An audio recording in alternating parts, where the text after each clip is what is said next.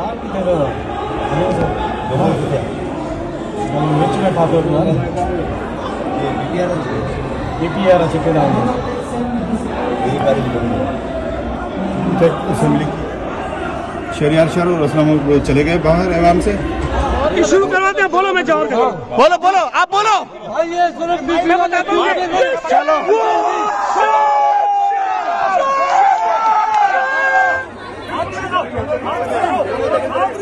Assembly का session जारी था कि पीछे से आवाज़ें आईं और पलट के देखा तो खुर्रम शेर जमान और बिलाल गफ्फार और ये सब जो थे उस शख्स को पकड़े हुए थे और गले से पकड़े हुए थे और जब घसीटते हुए उसे लाए हैं तो मेरी तरफ से तो मैंने हाथ से रोका कि प्लीज़ ये नहीं करो बिलाल।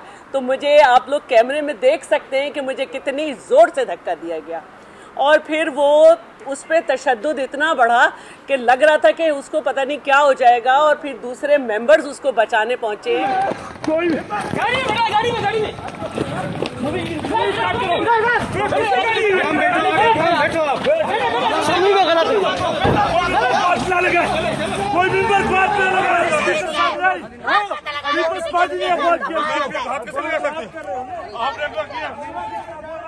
मैं कल शाम तक अपने मोअज़्ज़िज़ मेंबरान के बारे में कुछ नहीं कहूँगा, क्योंकि अभी तक मेरा ये यकीन है कि वो यरगमाल हैं, वो मजबूर हैं, किसी भी वजह से मजबूर हैं।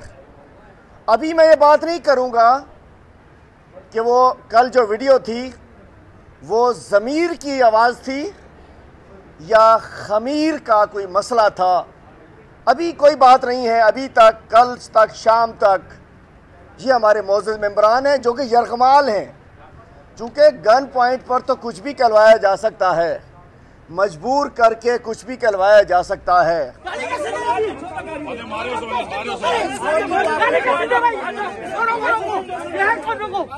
हम कोई बकरे नहीं उठा के हमें गाड़ी में लेके जाएंगे मेरे भाई, हम अपनी मर्जी से वोट करेंगे, ये हमारा हक है।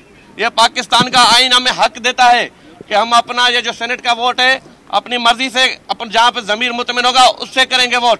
हमने बार बार खान साहब को बोला, इस्लामाबाद तक हम गए और यहाँ गवर्नर साहब को बोला भाई हमें दें कुछ सिंध के लिए, सिंध के लोगों के लिए। सिंध के लोगों ने, लाखों लोगों ने आपको वोट किया है, लाखों लोगों ने, 50,000 वोट तो सिर्फ मैंने उठाए, लेकिन कभी किसी के कान तक जूं तक नहीं रही। पहले तो मैं बड़े अफसोस के साथ कहना चाह रहा हूँ कि बड़े सीनियर सहाफ़ी आज पीपल्स पार्टी के वर्कर की तरह बात कर रहे हैं।